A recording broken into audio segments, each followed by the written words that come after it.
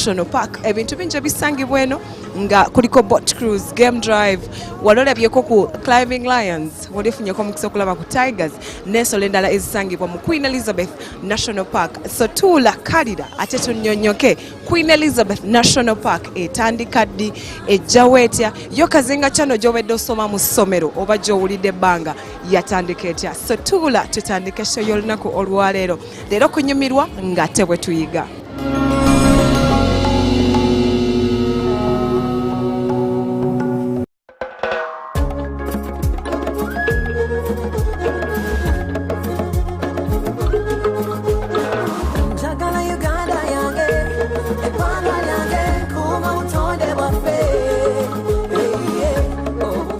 Uganda ena makumiro g'ebisolo agasukka mu 10 nga ne Queen Elizabeth National Park yemu kwezo.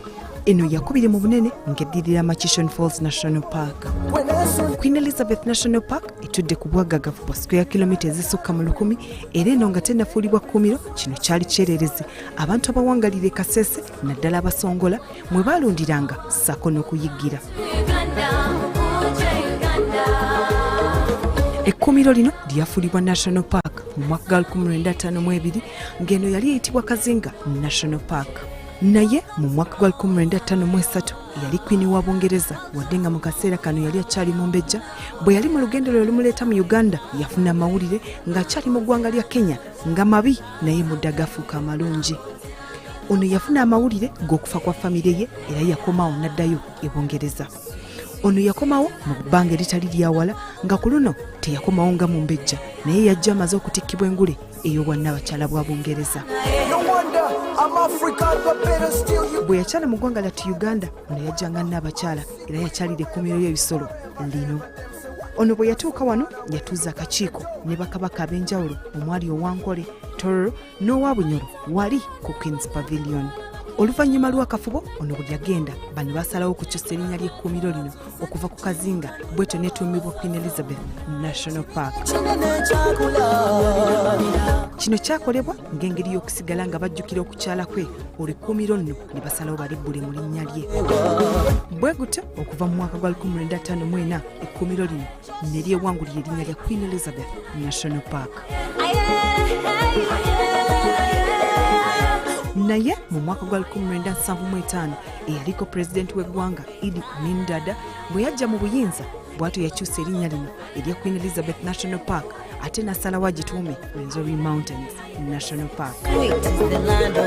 Ekkuumiro lino mu maka ga bintu ebiwerako okukotadde okuba ebinyonyi ebyewalula so nate ne the Big Five bw'oba oyagala okubalabako ogenda mu Queen Elizabeth National Park.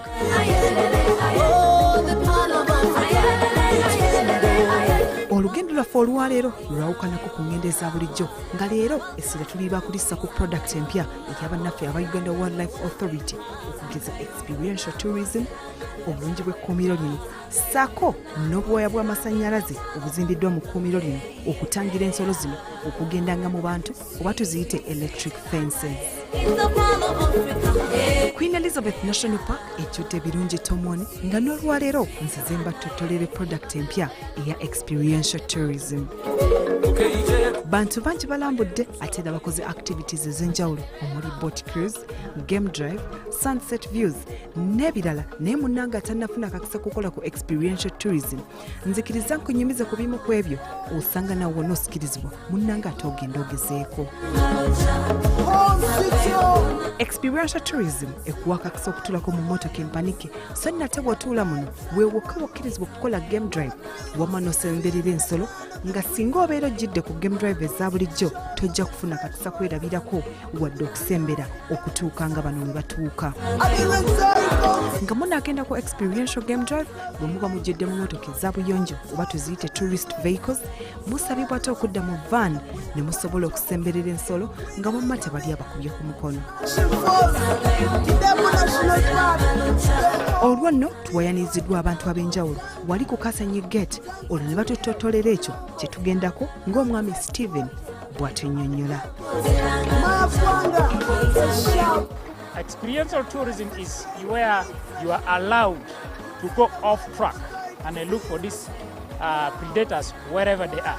It's a key activity, very nice activity, unless unless you are a very unlucky person, but we have about 100% of sighting these cats.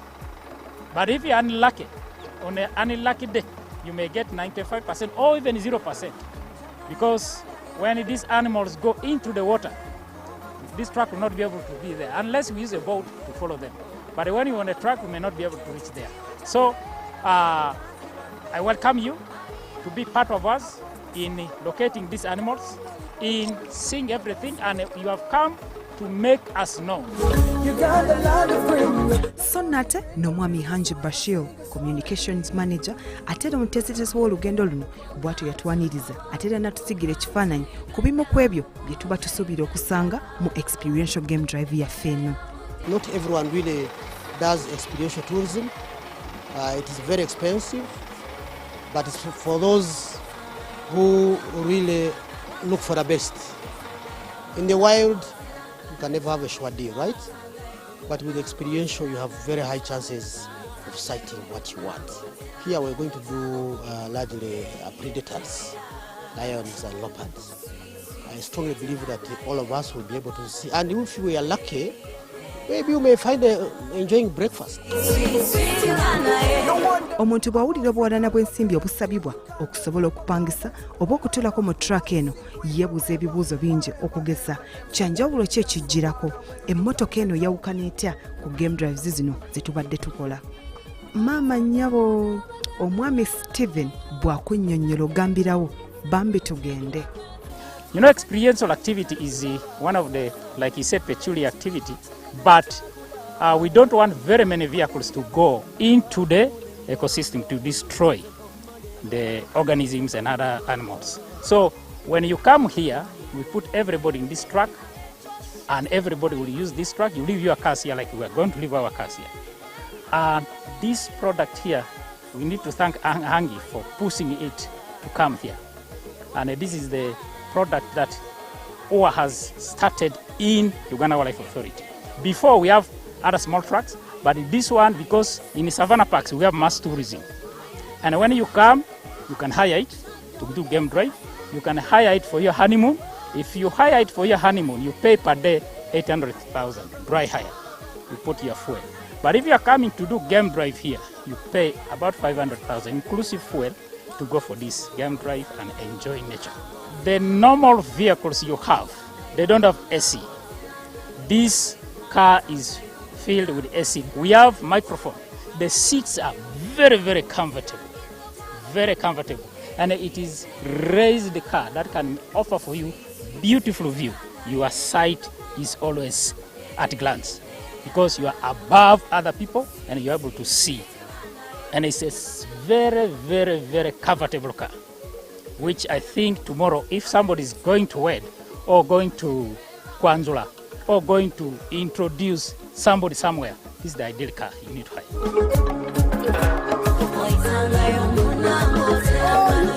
Oluvannyuma lw'okuwulira ebyo tuweyinira truck eno tugende ate tulabe ekifula experiential game drive ey'enjawulo. Olowooza nno kulwa nga twakavugako eddakiika ezitali zawala, munnange saagala kuyita mwami Hanji Nabbi naye twafuna akakisa bangi ke twali tutalabangako. Engo, embogo, enjovu sako n'empologoma etaali emu wabula zisukka mu nnya, nga zino okuziraba kiringa ekitali ky'amaanyi wabula twafuna n'akakisa okuzirabako nga zirya.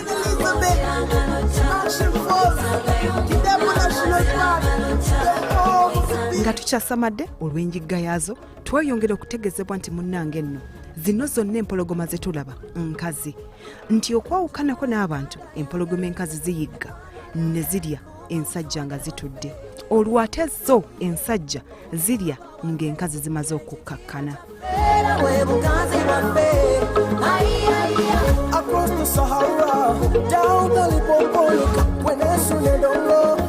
Bye twalaba mu experiential game drive tebiggwa malojja, nti bwe nnaatandika okuttotolera byonna wano ku telefina oyinza obutakkiriza kugenda kwerabirako, naye nga njagala nkujjukiza ekintu kimu, tulambule ensi yaffe era situkiramu tugende tulambule naye nga tukozesa experiential game drive.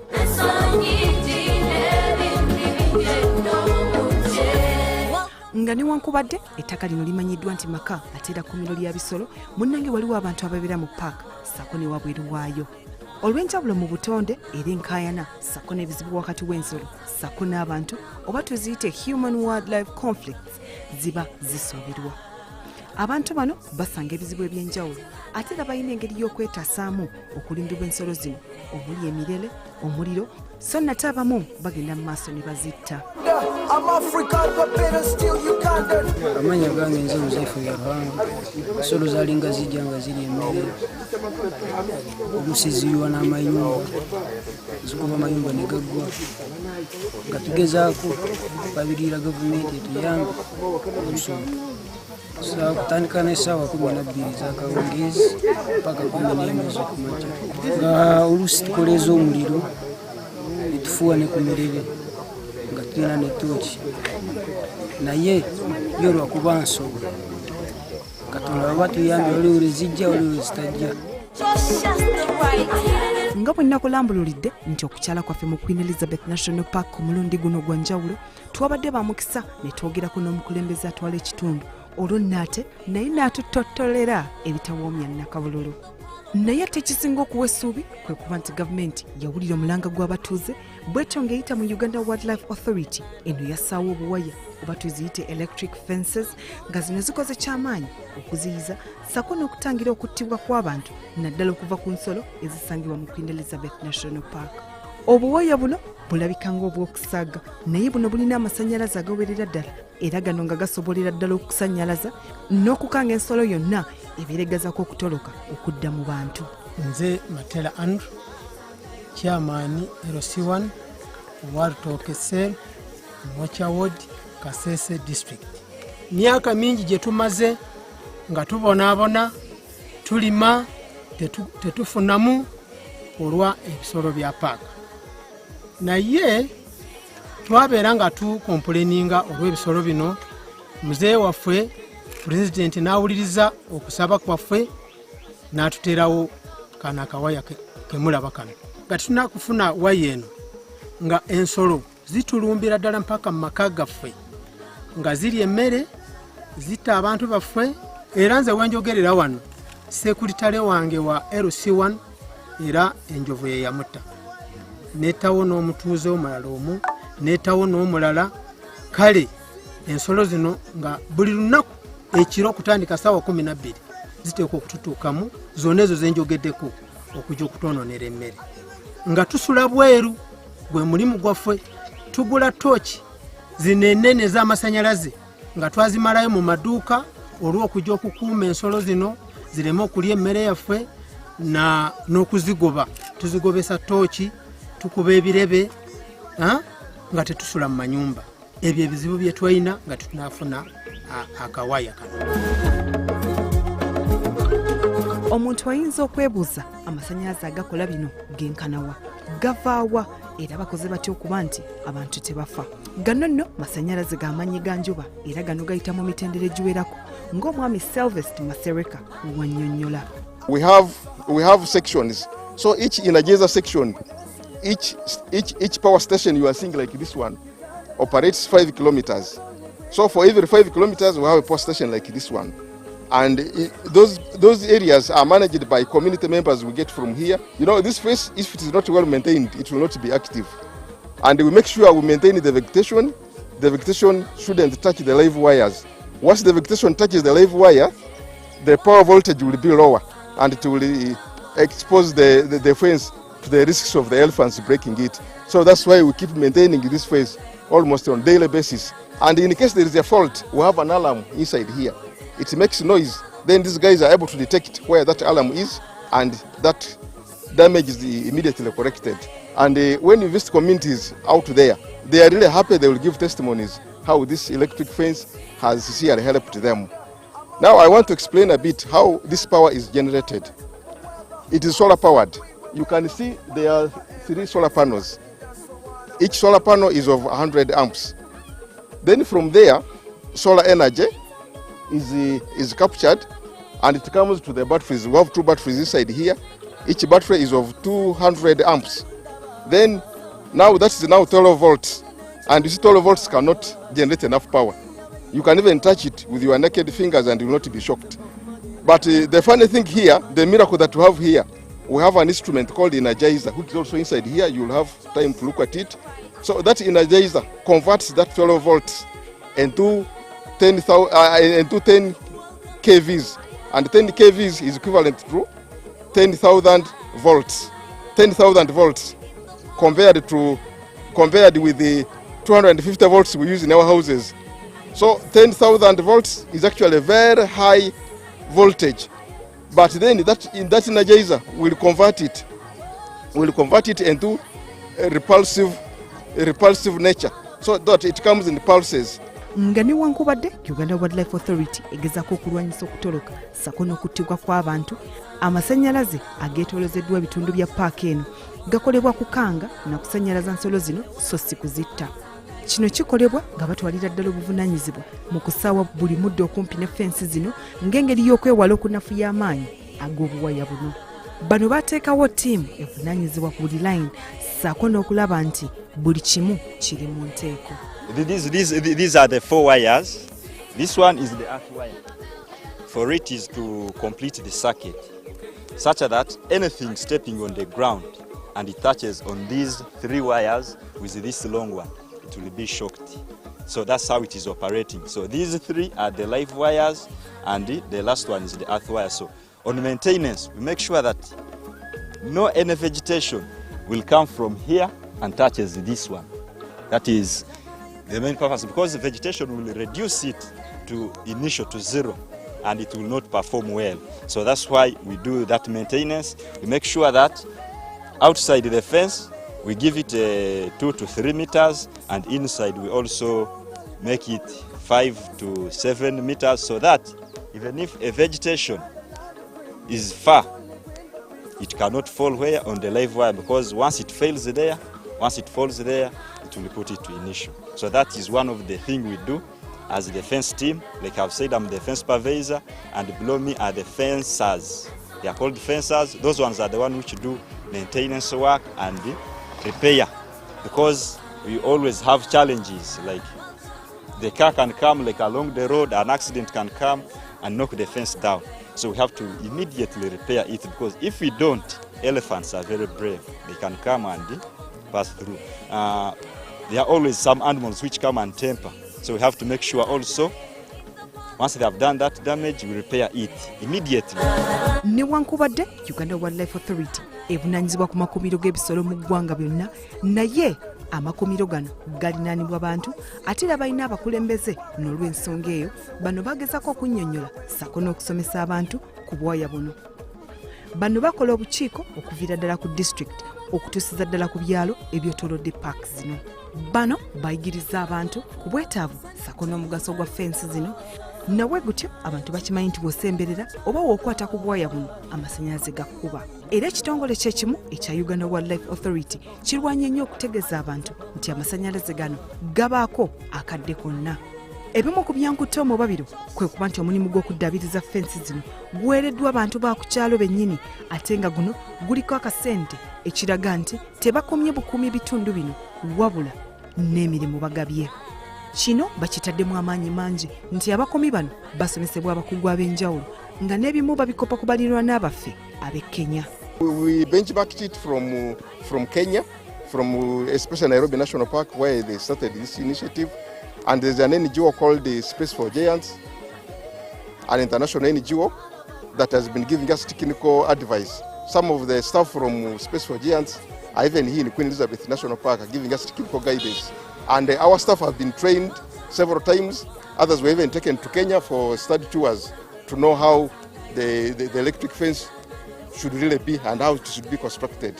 And really, as Queen Elizabeth National Park, we have the capacity to construct more and more of the electric fencing. Indeed, we are doing it. Initiative eno yatandika mu mwaka gwa 2018 mu Queen Elizabeth National Park, nga bano batandika ne kilomita 5 mu Lubirizi District. Era bino bwe balaba nga bitambulira ddala bulungi, bano basalawo okweyongera mu bifo ebiddako nga bwe twogerera e Lubirizi kilomita 19 n'obutundutundu 5, e Kasese kilomita 49 n'obutundutundu 2, zonna zirina ebikaali by'amasannyalaze. Bano batusuubiza nti bakwongerako kilomita 61 ng'ekitundu ekimu kyakuba mu Kasese, ekirala mu Lubirizi, so nate n'ekitagendwa nga tesuuliddwa muguluka. Bano bongeddeko nti olutalo wakati w'ebisolo sako n'abantu luyinza okuba si lwa kuggwa naye bagezaako okukuŋŋaanya ddata ku bifo eby'enjawulo nga kuno kwe balisinziira okulabika nga basibawo fensi zino.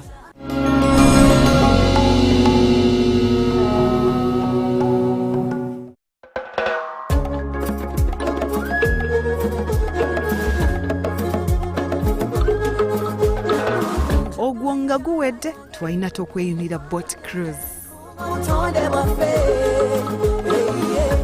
Ojjota mu Queen Elizabeth n'oteyagalira ku mazzi. Gwe atafunangako kakisa kutuukako ku Lake Edward ne Lake George wezeegattira oba gye tuyita Kazinga Channel, ffe tufunye akakisa. Leero munzikirize mbagambe Uganda esinga Bulaaya. Eyo gye muli akaweewo akaweeweevu.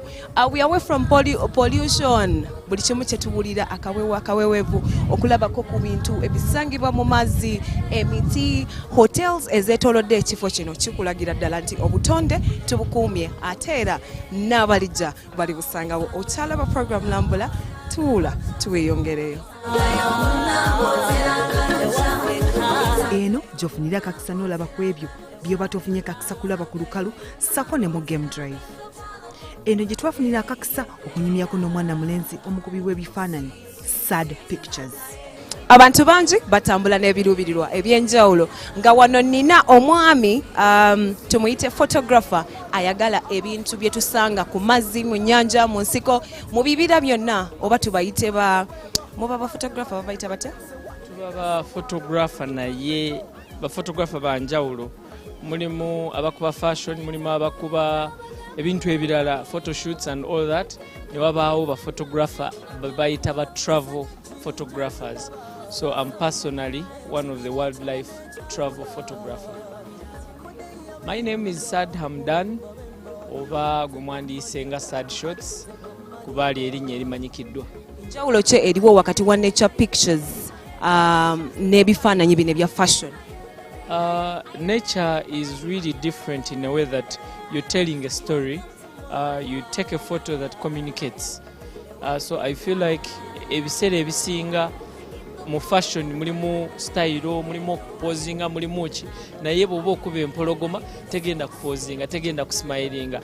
So ekintu ekya wildlife olina kubeera ng'onyumya olugero, olina okuba ng'otebya like onyumya kyennyini omuntu atabadde wano bw'anaddayo n'alaba ekifaananyi ategeere nti mutuufu ddala kino kyennyini kyekiri eri. Queen Elizabeth National Park kyanjawulo ki kyolabye olunaku olwaleero gwe ng'omuntu kyobadde tolabangako? Ekintu ekyasinza okubeera rare oba ekitalabikika kyekintu kyosanga ffe kye tuyita kill. Today oba olunaku olwaleero tubadde bamukisa nnyo okulaba nga empologoma etta. Ekyo kintu kibeera very very rare, tekirabikika. Kyekintu kyolwawo okulaba mu nsiko kuba nze mbeera nnyo mu nsiko, ntambula nnyo, naye kyekintu kyolwawo okulaba. So tubadde banamukisa okubeera nti tulabye ensolo ezo ennene nga etta, nga zirya. Abantu abamu balabanga travel okwonona ssente, gwe nga photographer mu bufunze tumubuulire what is travel about, ssente ze aba zoononye oba memories are worth the money? The thing is, travel is therapy. Bw'otambula ofuna okuweweera, ofuna okubeera nga okakkana. So I would recommend this to everyone. Yenna ali e Kampala aliwa. You may not come here in Queen Elizabeth, but travel more often, take time off, relax. It's a good thing for you. Trust me. Nga tumaliriza twafunamu akadakiika n'omwogezi wa Uganda Wildlife Authority era ng'ono alina obubaka eri abavubuka abateeyunira kulambula nsi yaabwe. Kitwakatako ng'abantu abakulu n'abaana abato n'abavubuka okulaba nga ffenne tulina kye tukola mu kukuuma environment oba obutonde bwaffe. Kyekirimu n'okulambula ensi yaffe tukimanya. Uganda nsi nnungi nnyo. Uganda nsi ya byafaayo. Uganda nsi ya binyumo. Naye okubiraba toyinza bimanya nga tutambudde n'olaba. Kati mu kuseeya ku nnyanja. Omuntu ayinza okutwala n'aga nti bano bali mu Masappe, bano balina ssente naye nga si bwe kiri. Kino kye tukola kyekimu ku bintu byetulina nga tukola nga bannayuganda. Kibi nnyo omuntu okuva e Bungereza najja n'abeera nga amanyi Uganda okusinga gwe munnayuganda. Teri muntu agenda kwogerera Uganda okuggyako bannayuganda bennyini. Kisobozesa okusendasenda abantu bajje bakyalire eggwanga lyaffe, baleete ssente ze tuyita foreign exchange gyetusinga okwagala ddala mu byenfuna by'eggwanga. N'olwekyo okulambula kintu kirungi nnyo, si kulambula wano ku nnyanja yokka, wabula ensi yaffe yonna.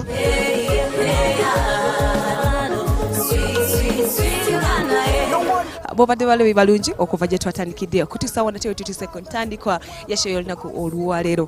Tubadde ku Kazinga Channel, tulabye ebintu bingi ebibadde mu Queen Elizabeth National Park. So gwe wena atuddeeyo nga oyagala okulaba ku Climbing Lions, nkugamba ekintu kimu, dduka Bunnambiro ogende wali mu Queen Elizabeth National Park. Mbadde Pennie Nantume nga nkutuusako program Lambula essaawa ebemu n'ekitundu ne tukutuusako ebyo ebifuula Uganda ekkula lya Africa. Twagala okutwala okwebaza kwaffe eri bannaffe aba Uganda Wildlife Authority okutukkiriza ate n'okutuwa akakisa okufuna experiential tourism ne tufuna nga buli kimu tukiraba tukiri kumpi.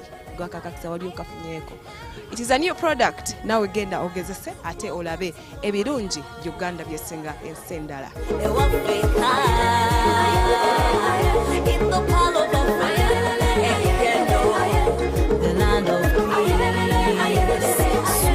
The land of